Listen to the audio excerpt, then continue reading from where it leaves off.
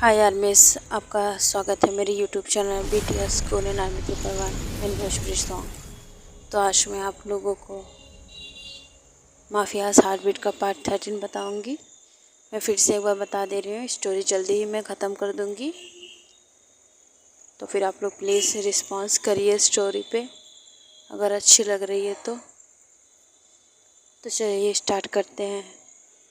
RM जो कि अपने ऑफिस रूम में बैठा होता है, जो कि घर में होता है, और सामने ते और युंगी भी बैठे होते हैं। RM कहता है कि भाई कोई आइडिया आप देते क्यों नहीं। मैं उसे कितनी बार कॉल कर रहा हूँ, वो मेरा कॉल नहीं उठा रही है और मुझसे बात नहीं कर रही है। आपको तो बहुत ज़्यादा ही अच्छा लग रहा होगा क्योंकि आपकी जेकी आपसे बात कर रही होगी। तारम की बात पर ते कहता है कि अच्छा, तुम्हें क्या लगता है वो उन तीनों में से सबसे डेंजरस है और वो मेरी बात का रिस्पॉन्स देगी, मुझसे बात करेगी। तो फिर आरम कहता है आपको तो कोई फ़र्क पड़ता नहीं, वैसे भी आपको तो प्यार से कोई लेना देना है नहीं। तो फिर ते कहता है कि तुझे बड़ा पता है, मैंने बहुत बार उसे कॉल किया है। इन दिनों मैंने जितनी बार उसे कॉल किया है ना, उतनी ज़्यादा बार तो तूने भी अपनी चिन को नहीं किया होगा, समझ में आई। और बहुत ज़्यादा ही तू बोल रहा है। तो युंगी कह रहा है भाई मैं तो अपनी जिमी को देखने के लिए परेशान हूँ, एक झलक मिल जाए बस। तो फिर ते कहता है हाँ ठीक है, तुझे एक झलक चाहिए देखने के लिए, और यहाँ पर जो उसकी बहनें हैं वो बिल्कुल भी तुझे ऐसा करने के लिए परमिशन नहीं देंगी। और तूने इतना बुरा किया है जिमी के साथ, तो तेरे लिए तो हम भी स्टैंड नहीं लेने वाले हैं। तो तुम ये तो भूल ही जाओ कि हम तुम्हारे चक्कर में अपनी वालियों को चीट करेंगे, धोखा देंगे या फिर उनसे लड़ना चाहेंगे, क्योंकि भाई हमें भी उनकी ज़रूरत है और तेरी गलती की सज़ा हम लोगों को भी मिल रही है। तो फिर युंगी कहता है हाँ भाई, मुझे पता है कि मेरी गलती की सज़ा आप लोगों को भी मिल रही है, आप लोग भी अपनी वाइफ से दूर हैं, पर सॉरी, मैं बहुत ज़्यादा ही सॉरी फील कर रहा हूँ। मैं ऐसा कुछ करना नहीं चाहता था, लेकिन मेरे से हो गया, मैंने ज़बरदस्ती ऐसा कुछ भी नहीं किया है। तो फिर ते कहता है कि हाँ मुझे पता है तुझसे हो गया। तो फिर आर्यम जो कि उससे कहता है कि तूने ऐसा किया क्यों।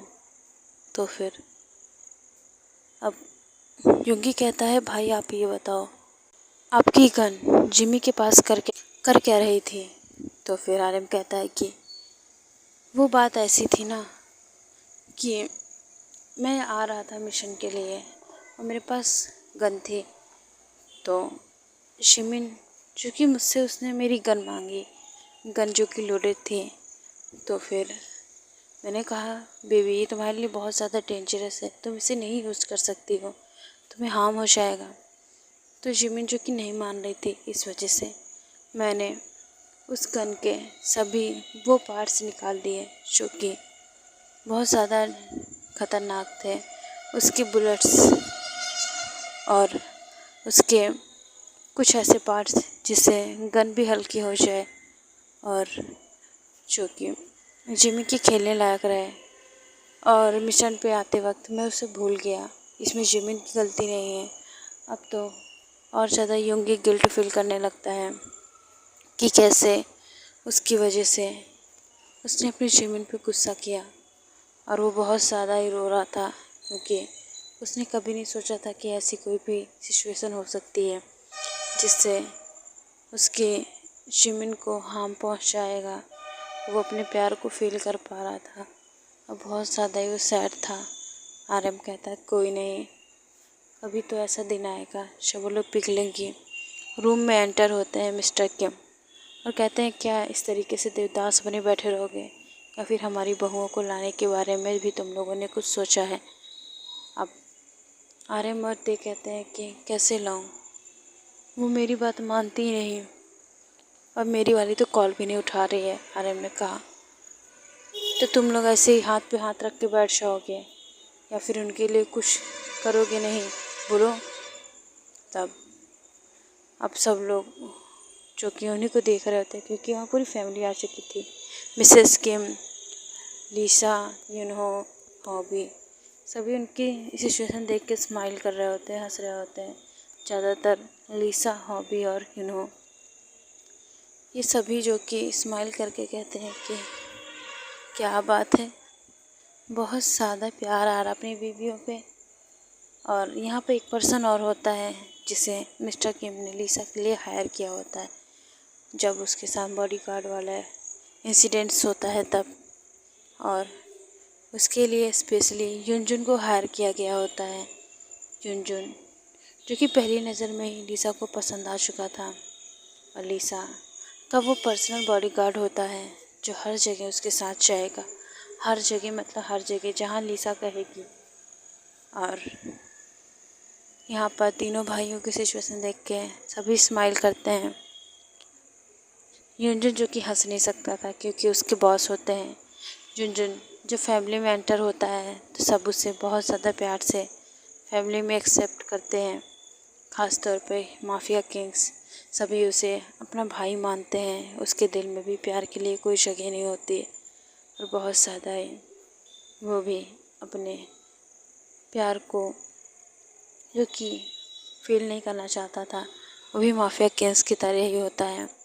इस वजह से इस फैमिली में जल्दी ही घुल जाता है मिस्टर किम, जो कि उन लोगों को समझाते और कहते हैं कि मुझे मेरी बहुएं जल्द से जल्द चाहिए, तुम लोग शायद जैसे लाओ। तो फिर ते और आर्यन, हॉबी, युंगी, तीनों सबका फेस सैड हो जाता है क्योंकि एक बार को जिन और जिमिन मान भी जाओ, बट जेके जो कि बहुत ही हार्टलेस है, वो अपनी बहनों के लिए बहुत ज़्यादा पॉजेसिव है और उसका मानना इतना ज़्यादा इजी नहीं था, सिर्फ यही डर था। और ते को ये चीज़ें बहुत ज़्यादा पसंद होती हैं क्योंकि वो अपनी सिस्टर को भी इसी तरीके से प्यार करता है। उसे कोई आँख उठा के देखे उसे बिल्कुल बर्दाश्त नहीं। यहाँ पर जेके की प्रॉब्लम सब समझते हैं और सब भी ऐसे ही फील करते हैं, लेकिन जेके कुछ ज़्यादा ही पॉजिटिव है जिसकी वजह से वो अपनी बहनों को हर्ट करने वाले को जान से मारने का दम रखती है। यहाँ पर बहुत ज़्यादा ही सिचुएशन अब कंट्रोल के बाहर हो गई थी, तो मिस्टर किम कहते हैं कि तुम लोग एक काम करो, तुम लोग अपना सामान पैक करो और हम चलते हैं अपनी बहुओं के घर उन्हें लेने। मेरी बात तो बिल्कुल नहीं मानने वाली। और बहुत ज़्यादा ही वो खुश हो जाते हैं। तो मिस्टर किम कहते हैं इतना खुश होने की ज़रूरत नहीं है, ये मत भूलो उनका सबसे बड़ा दुश्मन मैं ही हूँ और वो मुझे मार कर ही दम लेंगी। तो फिर ते कहता है ऐसा नहीं हो सकता डैड, उन्हें समझना होगा। यहाँ पर सब जो कि अब बहुत ज़्यादा खुश हो जाते हैं क्योंकि शायद उनको उनकी वाइफ मिलने वाली थी और वो बहुत ज़्यादा ही हैप्पीली अपने डैड को थैंक्स बोलते हैं। मिस्टर किम कहते हैं कि हाँ, लेकिन तुम लोगों को कुछ करना होगा और तुम लोग अच्छे से अपनी वाइफ से बात करोगे और उन्हें मनाओगे।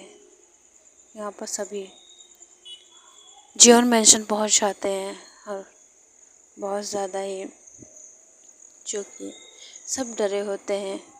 माफिया किंग्स जो कि बाहर खड़े होते हैं और बहुत ज़्यादा ही प्यार से उस बेल को देख रहे होते हैं जिसे बजाकर गेट उन लोगों को खुलवाना होता है। यहाँ पर सभी जो कि अब जेके को प्रे कर रहे थे कि जेके गेट ना खोले, और ते आरएम जो कि युंगी से कहते हैं कि तेरा ही रायता फैलाया हुआ है ना, तो तू जल्दी से अब बिल बजा। यहाँ पर युंगी की हालत बहुत ज़्यादा ख़राब हो चुकी थी वो रोनी से सूरत बना के कहता है, भाई प्लीज़ प्लीज़ भाई मुझसे मत कहो भाई, भाई प्लीज़ भाई प्लीज़ मेरे हाथ काट दो, लेकिन प्लीज़ मुझसे मत कहो। मैं बहुत ज़्यादा ही डरा हुआ हूँ। मुझे पता है कि आज तक हम कभी डरे नहीं, लेकिन भाई प्लीज़ ये फीलिंग बहुत ज़्यादा डेंजरस है। और ऐसे ही अब जंगी कहता है, आराम ब्रो आप करो ना, आप तो बहुत ज़्यादा ही अच्छे हो, आप करो तो ज़्यादा बेटर होगा। तो आरम कहता है कि हाँ, कहीं गलती से मेरे हाथ से ये स्विच टूटा तो वो मुझे तोड़ देगी। वैसे ही हर चीज़ मुझसे टूटता रहता है। और यहाँ पर अब ते की बारी आती है। सब ते को देखते हैं बड़े होप से। ते भी बहुत सैड सा फेस बनाकर कहता है, डैड प्लीज़ आप ही खोल दो ना, मुझे बहुत ज़्यादा डर लगता है। अगर उसने गेट खोला तो वो मेरे मुंह पे थप्पड़ मार देगी। डैड प्लीज़ समझो डैड। मिस्टर किम, जो कि आराम से कहते हैं, बेटा तू तो मेरा राजा बेटा है ना, चल जल्दी से गेट खोल, जल्दी से बेल बजा, जल्दी से, क्यूट बेटा मेरा, जल्दी से। आरम जो कि रोनी हुई सूरत से कांपते हुए हाथ ले जाकर स्विच पे जैसे ही रखता है, वैसे ही स्विच टूट जाता है। बेल जो कि 2 बार बजती है और स्विच आरम के हाथ में होता है। ओके यार, मैं इस पार्ट को मैं एंड करती हूँ। नेक्स्ट पार्ट में जानेंगे अब कौन सा बड़ा धमाका होने वाला है। आरम के हाथ से स्विच टूटना, अब शीके क्या करने वाली है, ये तो हम नेक्स्ट पार्ट में पता करेंगे। तो बाय आर्मी सरांगे, love you so much army, enjoy this story और comment this story. Bye army सरांगे। और प्लीज़ आप लोग वेट कीजिए, आपकी एक्चुअली स्टोरी जल्दी ही आएगी जिसमें तीकू का लव होगा और सिर्फ तीकू का लव होगा। उसमें मैं ह्यूमन लव स्टोरी और नामजन लव स्टोरी नहीं देने वाली हूँ। अगर दूंगी तो भी आप लोगों के लिए स्पेशल सरप्राइज़ होगा। जो मेरी इस स्टोरी को ज़्यादा से ज़्यादा वॉच करेगा, मैं उसके लिए स्पेशल उसकी कहे मुताबिक स्टोरी लाऊंगी। जो उसकी फेवरेट होगी वो मुझे बता दे, कमेंट कर दे, मैं उसे उसकी फेवरेट स्टोरी उसे दे दूंगी। लेकिन अगर वो मुझे कमेंट करेगा तो और मेरी स्टोरी पे रिस्पॉन्स करेगा, मेरी स्टोरी को शेयर करेगा, तो मैं उसकी फेवरेट स्टोरी मैं उसे उसके गिफ्ट में दूंगी। और उसको जैसी भी स्टोरी पसंद है मैं उसे क्रिएट करूंगी। तो फिर आप लोग जैसे आपकी मर्ज़ी, आप लोग मेरी स्टोरी पे रिस्पॉन्स कीजिए, मेरी स्टोरीज़ को शेयर कीजिए और मुझसे अपनी फेवरेट स्टोरी सुनने के लिए आप मौका पाइए। और मैं बिल्कुल भी झूठ नहीं बोलूँगी, मैं आप लोगों को आपकी फेवरेट स्टोरी दूंगी। आपको चाहे जैसी स्टोरी पसंद हो, बट आप लोग जैसी स्टोरी आप लोगों को चाहिए उसका नाम बता दीजिएगा और हो सके तो उसका टाइटल बता दीजिएगा कि आप लोगों को कैसी स्टोरी चाहिए। और मैं नेक्स्ट स्टोरी शायद खुद से क्रिएट करूं, बहुत ज़्यादा इंटरेस्टिंग और dark rose and red rose में, black rose and red rose, ये इस तरीके की स्टोरी तो फिर मैं सोचूंगी और आप लोगों को दूंगी। तो sarangi army, love you so much, thanks for support.